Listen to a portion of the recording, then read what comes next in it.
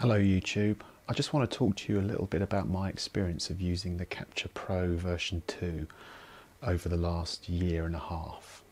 I've been mainly using it at sporting and charity events work, photography, so this may be of interest to you if you want to use it for that kind of work. I would like to say that the Capture Pro has been really useful to me. I normally use two cameras when I'm at an event. I initially used the Capture Pro without the Pro pad, and I had it attached directly to my belt on my hip on left or right side, which actually after using it for a whole day, particularly with a big camera like the 5D Mark III, was actually really quite uncomfortable. So I looked into it and I thought it might be worth getting hold of the Pro pad, which actually did make quite a difference to the comfort, particularly using these heavy cameras all day. I found that mounting the Capture Pro on the front of my belt rather than on the side of my hip was actually more comfortable in the long term. You can also mount the Capture Pro at different angles, either vertically or horizontally as well. And I found that mounting the Capture Pro vertically for me was the best and easiest way to be able to remove and place the camera on the actual clip.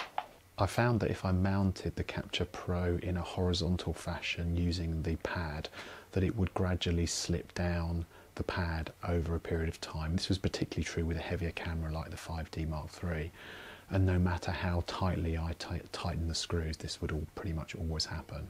I found that the best way to latch the camera is from the side with the lens facing down. If you try it any other way, you find that it's actually quite difficult to remove the camera single-handedly, and I end up then having to try and use two hands to remove the camera.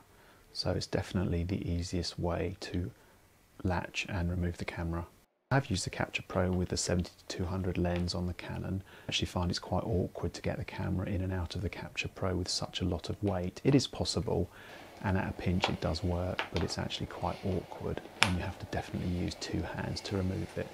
It works much better with a smaller camera, and you can almost always remove and attach with one hand.